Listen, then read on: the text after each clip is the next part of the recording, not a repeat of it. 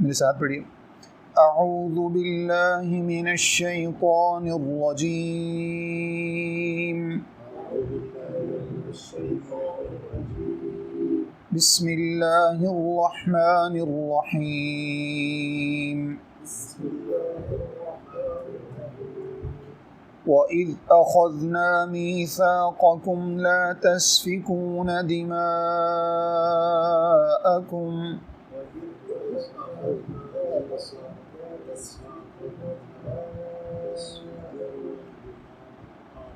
वला तुख़रिजून अनफ़ुसकुम मिन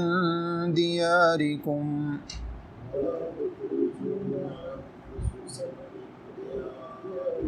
ثم أقررتم وأنتم تشهدون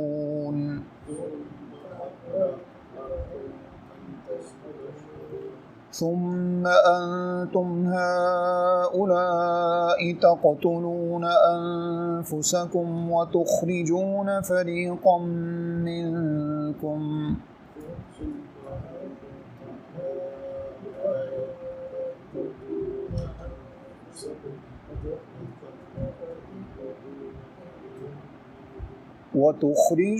فريقا منكم من ديارهم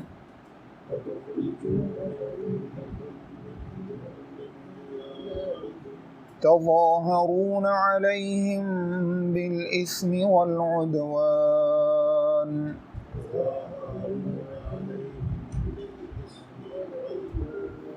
وإن يأتوكم أسارى تفادوهم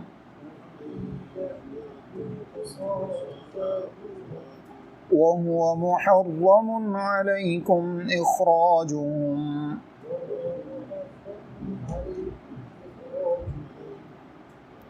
أفتؤمنون ببعض الكتاب وتكفرون ببعض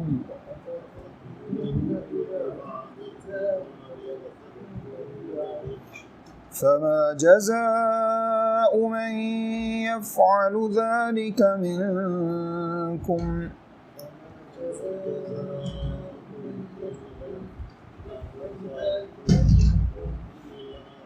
إلا خزي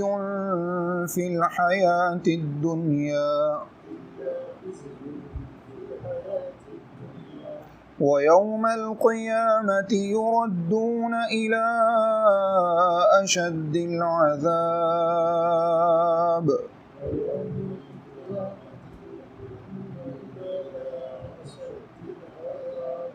وما الله بغافل عما تعملون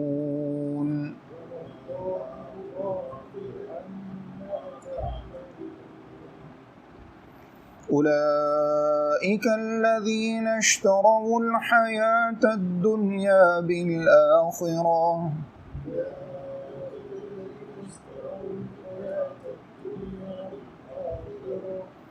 فلا يخفف عنهم العذاب ولا هم ينصرون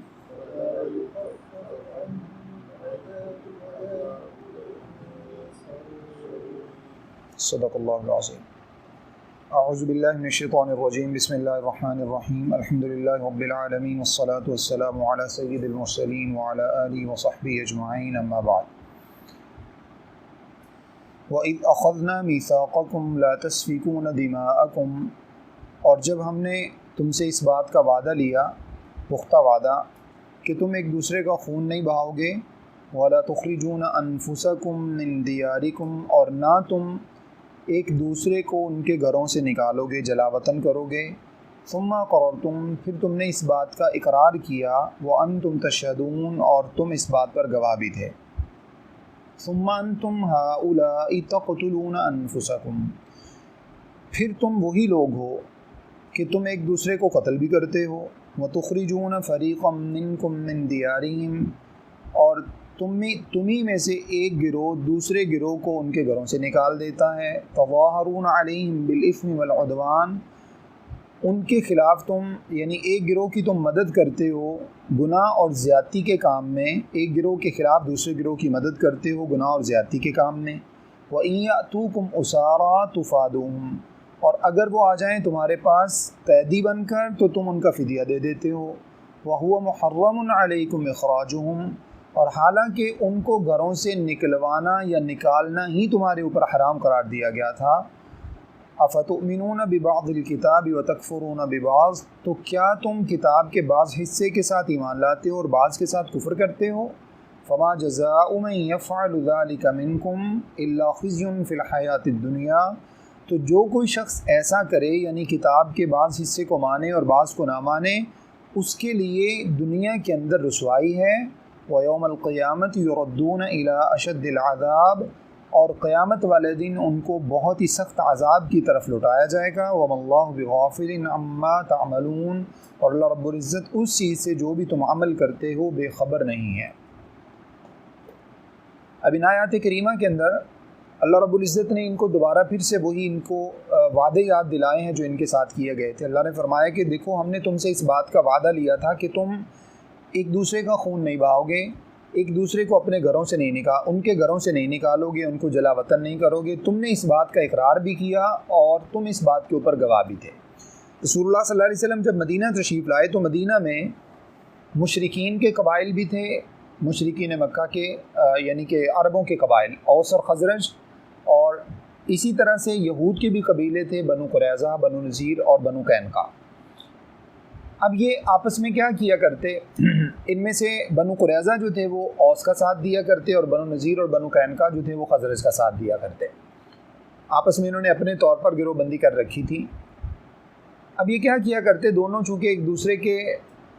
گروپ بندی کر رکھی تھی تو اس کی وجہ سے آپس میں لڑائیاں جھگڑے بھی کرتے، چونکہ دین کے اوپر مشرکین تو تھے ہی نہیں، یہود کے پاس دین تھا لیکن یہ بھی چھوڑ چکے تھے، یہ بھی اس میں تحریف کر چکے تھے۔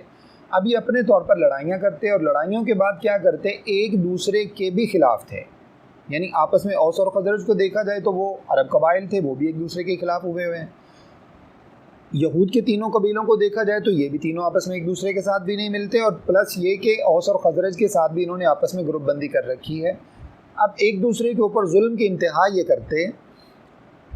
ایک دوسرے کے خلاف لڑائیاں کرتے، اور ظاہر ہے جب لڑائیاں ہوتی تو دوسروں کو قتل بھی کرتے، ایک قبیلہ دوسرے قبیلے کو قتل کرتا، وہ ان کو قتل کرتے۔ اس کے بعد پھر کیا کرتے، ایک دوسرے کے خلاف مزید جو ہے وہ ان کو گھروں سے نکلوانے تک جاتے، یعنی ان کو جلا وطن کروا دیتے، اپنے علاقوں سے ان کو جو ہے نا وہ نکلنے پر مجبور کر دیتے۔ اب اللہ رب العزت نے فرمایا کہ تمہارے اوپر یہ چیز حرام قرار دی گئی تھی، تم نے اس بات کا وعدہ کیا تھا کہ تم ایک دوسرے کے ساتھ ایسا نہیں کرو گے، لیکن اس کے باوجود تم نے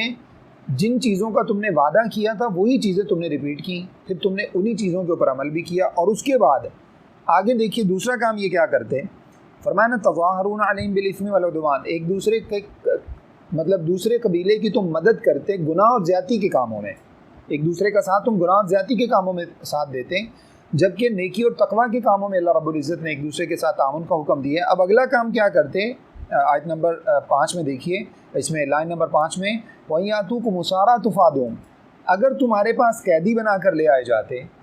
یعنی ان میں سے جن کے ساتھ تمہاری لڑائی ان میں سے کچھ کو تم نے قتل کر دیا، کچھ کو جلا وطن کر دیا، انہی میں سے کچھ قبیل جو ہے نا وہ قیدی بن کر اگر تمہارے پاس آ گئے تو پھر کیا کرتے تھے،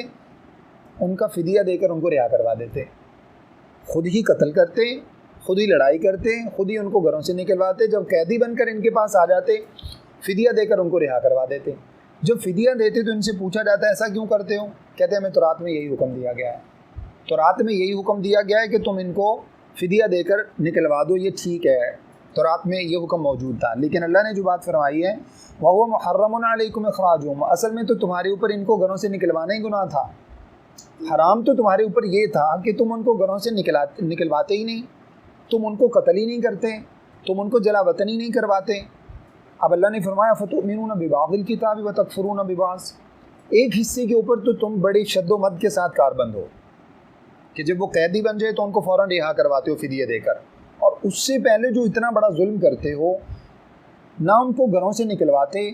نہ ان کو قتل کرتے، نہ ان سے لڑائی کرتے، تو بتائیے فدیہ دینے کی ضرورت پیش آتی؟ ضرورت ہی پیش نہیں آتی۔ اس حکم کے اوپر تو تم بڑی سختی کے ساتھ کاربند ہو، جبکہ دوسرا جو اصل حکم تھا جس کی وجہ سے فساد برپا ہو رہا ہے، یہ چیز تو ٹھیک ہے کسی حد تک دیکھا جائے تو اس سے امن آ جاتا ہے، لیکن یہ فساد کا سبب بھی تو تم خود ہی بنے ہو نا۔ پہلے تم نے بذات خود فساد برپا کیا، ایک دوسرے کے ساتھ لڑائیاں، قتل و غارت گری، ایک دوسرے کو گھروں سے نکلوانا، یہ سب کرنے کے بعد اب تم بڑے میاں مٹھو بنتے ہو اور تم جو ہے نا وہ کہتے ہو ہم تورات کے احکام پر عمل کر رہے ہیں۔ اللہ نے فرمایا اگرچہ یہ تورات کا حکم موجود ہے کہ تمہیں یہی کرنا چاہیے، جب وہ قیدی بن جائے تو ان کو فدیہ دے کے رہا کروا لینا چاہیے، لیکن اس سے پہلے جو اصل حرام کام تھا تمہارے اوپر تمہیں تو وہی چھوڑ دینا چاہیے تھا، تو اس کی نوبت ہی پیش نہیں آتی، تو تم محرم علیکم اخراجہم، ان کو گھروں سے نکالنا ہی گناہ تھا، وہی تمہارے اوپر حرام کیا گیا تھا۔ اب اللہ نے فرمایا تو اب تمہاری روش یہ ہے کہ تم پھر کتاب کے بعض حصے کو تو مانتے ہو اور بعض حصے کو نہیں مانتے۔ افتؤمنون ببعض الکتاب وتکفرون ببعض، بعض تورات کے جو بعض حصے ہیں ان کے ساتھ تم ایمان لے آتے ہو اور جو بعض حصے ان کا انکار کر دیتے ہو۔ ایمان لانے کا مطلب یہ کہ فدیہ دے کر چھڑوانے والی بات پر ایمان لے آئے، اور ان کو قتل کرنے والی جو بات ہے اس کے اوپر تم نے جو اللہ نے منع کیا تھا اس سے تم باز نہیں ہے، اس کو تم نے نہیں مانا، اس پر ایمان نہیں لائے۔ اب اللہ نے فرمایا کہ ایسا کوئی شخص جو بھی اس طرح کا کوئی کام کرتا ہے، یعنی دین کے کسی حصے کو مانتا ہے اور کسی حصے کو نہیں مانتا۔ اب یہاں پر من پسند دین ہو گیا نا انسان کا، جب انسان نے چاہا اس کو مان لیا، جس حصے کو جو طبیعت کے مطابق ہے اس کو مان لیا، جو طبیعت کے مطابق نہیں ہے اس کو چھوڑ دیا۔ اللہ نے فرمایا اگر کوئی شخص ایسا کرے گا، یہاں پر اللہ رب العزت نے کامن یہ بات فرمائی، اگرچہ خاص طور پر انہی سے ریلیٹڈ ہے لیکن کامن اللہ رب العزت نے فرمایا فما جزاء من يفعل ذلك منكم الا خزي في الحیات الدنیا، جو کوئی بھی شخص دنیا کے اندر ایسا کرے گا کہ وہ دین کے بعض حصے پر تو ایمان لائے گا اور بعض حصے کو چھوڑ دے گا، من پسند دین کے اوپر عمل کرنے کی کوشش کرے گا، اللہ نے فرمایا رسوائی کے سوا اس کا کوئی دنیا کے اندر جو ہے نا وہ مقام نہیں ہے، دنیا کے اندر اس کو رسوائی ملے گی دنیا کی زندگی کے اندر، یہ دنیا کی زندگی کے اندر عذاب ہے، اور قیامت والے دن فرمائے کہ وہ سخت عذاب کی طرف لوٹا دیے جائیں گے، اور اللہ رب العزت تمہارے اعمال سے تمہارے معاملات سے بے خبر نہیں ہے۔ اس کے بعد اللہ نے فرمایا اگلی آیت بھی اسی سے متعلق ہے، اولئک الذین اشتروا الحیات الدنیا بالآخرہ، بہت ہی بری چیز ہے جس کے بدلے ان لوگوں نے دنیاوی زندگی کو جو ہے نا وہ دنیاوی زندگی کو بیچ ڈالا آخرت کے بدلے میں۔ یہ جو کام ان لوگوں نے کیا اللہ رب العزت نے فرمایا یہی وہ لوگ ہیں جنہوں نے کیا کیا،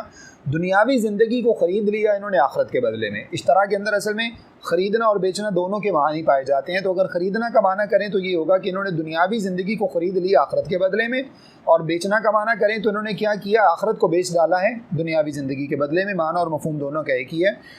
فلا يخفف عنهم العذاب ولا هم ينصرون، اب اللہ نے فرمایا کہ ان لوگوں سے عذاب قیامت والے دن کم نہیں کیا جائے گا اور نہ ان کی کسی بھی اعتبار سے مدد کی جائے گی۔ اب یہاں پر دیکھیے خاص طور پر یہود کا اللہ رب العزت نے ایک وتیرہ جو ذکر فرمایا ہے کہ بعض حصے پر ایمان لے آتے اور بعض حصے کو چھوڑ دیتے، وہ کسی بھی اعتبار سے ہو، کسی بھی پہلو سے ہو۔ یہاں پر تو خاص طور پر ایک پہلو اللہ نے ذکر کیا لوگوں کو قتل کرنے کا، ان کو گھروں سے نکالنے کا اور پھر فدیہ دے کر ان کو چھڑوا لینے کا، بعض حصوں پر ایمان اور بعض کے ساتھ کفر۔ اسی کی طرح جیسے انسان جو ہے نا وہ کسی معاملے کے اندر، جیسے فرض کیجئے سود کا معاملہ ہے، اب اس کے اندر ہمارے معاشرے نے اس وقت جو ہے وہ کتنی تعویلات نکال کر اس کو روا کر رکھا ہے، جائز کر رکھا ہے، اس حصے کے ساتھ تو کفر ہے۔ دوسری طرف جو ہے نا وہ کیا ہے کہ ہم اپنی نمازیں بھی نہیں چھوڑ رہے ہیں، نمازوں کے اوپر ہم بڑے کاربند ہیں۔ اخلاقیات کے اندر دیکھا جائے تو دھوکہ دہی، چیٹنگ، یہ ساری چیزیں یہ ہماری زندگی کا معاشرتی ایک حصہ بن چکا ہے ہمارے جو ہے نا وہ اخلاقیات کا، اور ہم اس کے بغیر سمجھتے ہیں کہ شاید جھوٹ کے بغیر کاروبار ہی نہیں ہوتا۔ لیکن دوسری طرف اگر دیکھا جائے تو ہم اپنی جو ہے نا وہ دنیاوی اس میں دینی معاملات کے اندر دیکھا جائے تو ماشاءاللہ سے جو تاجر برادری ہے، اللہ رب العزت اس چیز کی سب کو توفیق عطا فرمائے کہ خلوص دل کے ساتھ لوگ عبادات کو کریں، لیکن حج اور عمرے کے اندر کوئی کمی نہیں آتی۔ ماشاءاللہ حج ہر سال حج اور عمرے کرتے ہیں، اور حج اور عمرے پر جانے سے پہلے بھی سود کے پیسے لے کر جا رہے ہوتے ہیں۔ تو اللہ رب العزت رحم فرمائے یہ بھی سیم اسی طرح سے ہے، کتاب کے بعض حصے کو ماننا اور بعض کے ساتھ کفر کرنا۔ اللہ نے فرمایا اللہ نہ کرے کہیں ایسا نہ ہو کہ ہمارے ساتھ بھی اس وقت جو ذلت اور رسوائی کا معاملہ اس وقت امت مسلمہ کے ساتھ ہے پوری دنیا کے اندر، کہیں اس کا بنیادی یہی سبب نہ ہو۔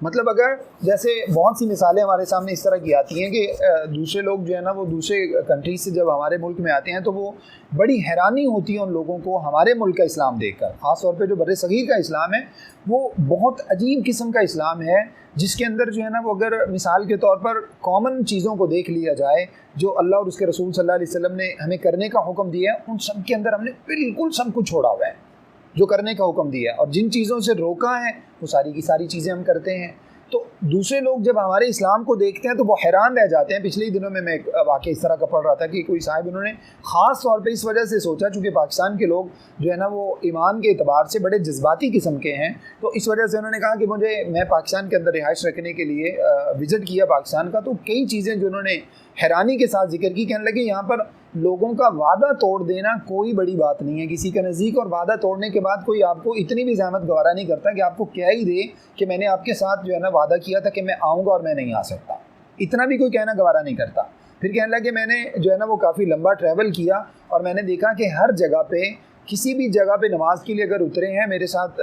ان کی مطلب فیملی بھی تھی، وہ جہاں بھی نماز پڑھنے کے لیے مسجد میں جاتی تو لوگ ان کو عجیب نظروں سے دیکھتے۔ اس کا مطلب ہے کہ کیا خواتین کے لیے اسلام نہیں ہے؟ ابھی 2-4 دن پہلے کی بات ہے، خاتون نے اسی طرح سے بتایا، وہ ہماری مسجد کے قریب انہوں نے 7 سال پہلے رہائش رکھی ہے، کہنے لگی کہ شادی کو بھی کچھ ٹائم ہو گیا ان کو، کہنے لگی شادی کے بعد جو ہے نا وہ میں نے یعنی جب سے یہاں شفٹ ہوئی ہوں تب سے مجھے پتہ چلا ہے کہ عورتیں بھی نماز عید پڑھتی ہیں، مسلمان ہیں، مسلمان کے گھرانے میں پیدا ہوئی ہیں۔ اب یہاں سے آپ اندازہ لگائیے کئی بے شمار ایسی چیزیں ہیں جو ہم نے بذات خود اپنا دین گھڑ رکھا ہے اپنے پاس سے، اور انہی چیزوں کو ہم دین سمجھتے ہیں۔ خواتین کے حوالے سے اگر دیکھا جائے تو رسول اللہ صلی اللہ علیہ وسلم کی یہی جو چیز میں نے آپ کے سامنے ذکر کی نماز عید کے حوالے سے، آپ نے فرمایا کہ وہ خواتین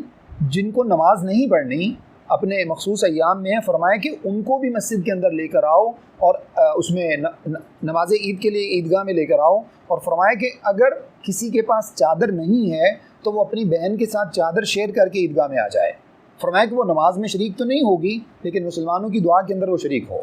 یہاں سے اب اندازہ لگائیے، اور ہم نے بذات خود، میں نے بھی دیکھا، آپ نے بھی دیکھا ہوگا کہ بہت سی جگہوں پر سختی سے منع کیا جاتا ہے کہ عورت جو ہے وہ نہ تو نماز عید کے لیے جا سکتی ہے، نہ مسجد کے اندر جا سکتی ہے، نہ اسی طرح سے اعتکاف گھروں کے اندر جو کر لینا، یہ بھی ہم نے اپنے طور پر دین بنا رکھا ہے۔ رسول اللہ صلی اللہ علیہ وسلم سے ایسی کوئی بات ثابت نہیں ہے۔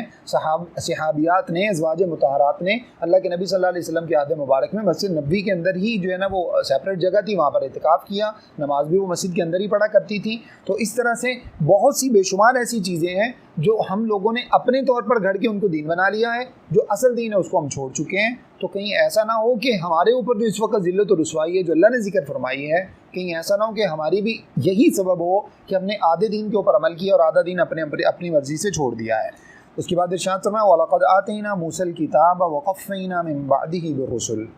اور یقیناً ہم نے موسیٰ علیہ السلام کو کتاب عطا فرمائی اور ان کے بعد ہم نے پے در پے رسول بھیجے۔ وقفینا کا مطلب ہوتا ہے ان کے پیچھے ہم نے رسول لگا دیے، اور بھی انبیاء کو ہم نے ان کے بعد بھیجا۔ وآتینا عیسیٰ ابن مریم البینات، اور اللہ فرماتے ہیں کہ ہم نے عیسیٰ بن مریم علیہ السلام کو واضح دلائل دے کر بھیجا۔ وَأَيَّدْنَاهُ بِرُوحِ الْقُدُسِ، اور اسی طرح سے ہم نے ان کی روح القدس کے ساتھ مدد فرمائی۔ روح القدس سے مراد جبریل علیہ السلام ہے۔ ارشاد فرمائے کہ ان کے ساتھ ہم نے ان کی تائید فرمائی۔ أَفَكُلَّمَا جَاءَكُمْ رَسُولٌ بِمَا لَا تَهْوَىٰ أَنفُسُكُمُ اسْتَكْبَرْتُمْ، جب کبھی بھی تمہارے پاس کوئی رسول آئے،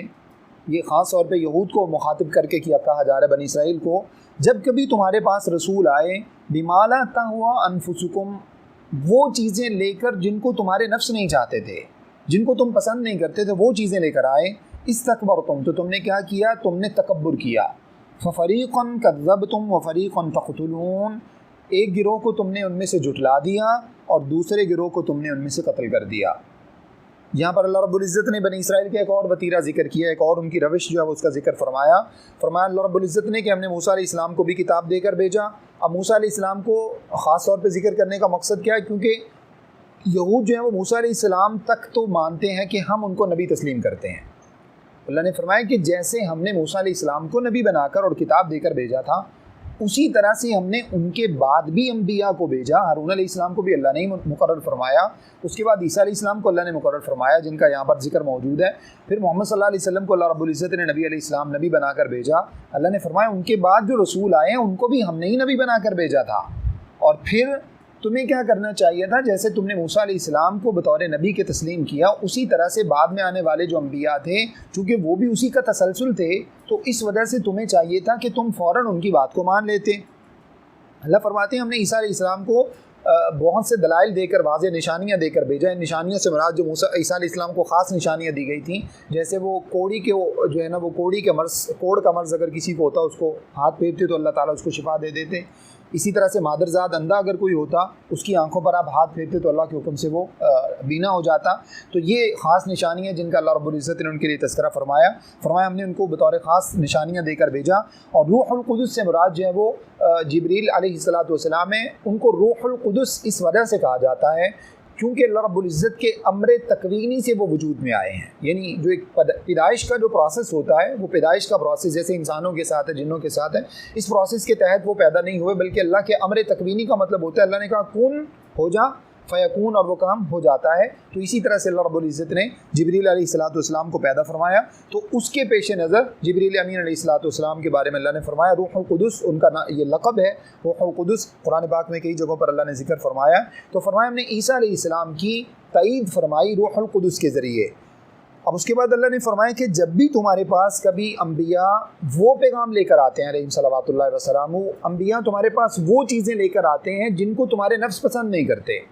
جن کو تم نہیں چاہتے ہو۔ اب دین کو اگر دیکھا جائے تو دین کے تقریباً تمام کے تمام احکامات ہی ایسے ہوتے ہیں کہ طبیعت ان کو نہیں چاہتی،